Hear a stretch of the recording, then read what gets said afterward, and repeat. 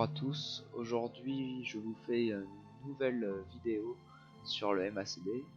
Donc on va commencer par définir ce que c'est le MACD. Donc le signal du MACD, c'est la moyenne mobile exponentielle sur Y jours moins la moyenne mobile sur X jours. Bon, c'est assez... faut être bon en maths pour comprendre, et on n'a pas besoin d'être bon en maths pour comprendre à quoi ça sert et qu'est-ce que ça va nous indiquer sur les marchés.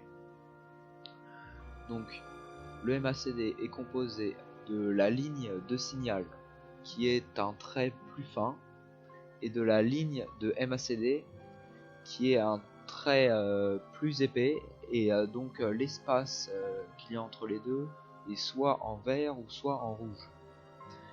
La ligne droite que l'on voit avec les diagrammes, c'est l'histogramme du MACD, donc c'est égal au MACD moins son signal.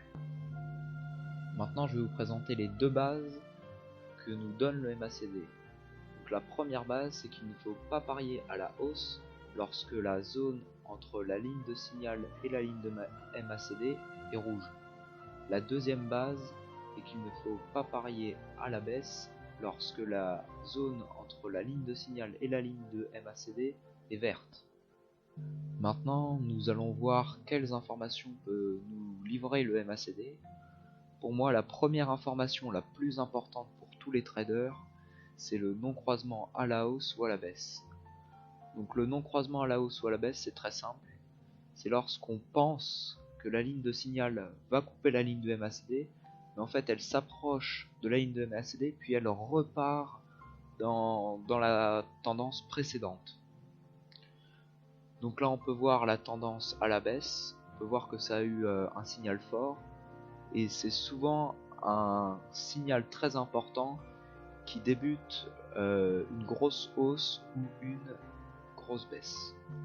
La deuxième base que nous livre le MACD, c'est les signaux d'achat et de vente.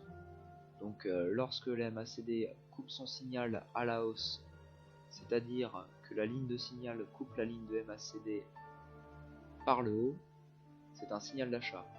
A l'inverse, lorsque la ligne de signal coupe la ligne de MACD vers le bas, c'est un signal de vente.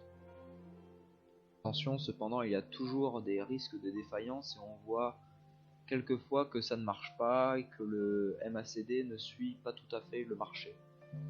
Je vais vous montrer une deuxième information que peut nous livrer le MACD, et c'est assez important. Donc ce sont les divergences, qu'elles soient baissières ou haussières. On observe que les cours ne baissent pas, contrairement au MACD, et donc on voit par après que le MACD en fait a prévenu la baisse à venir.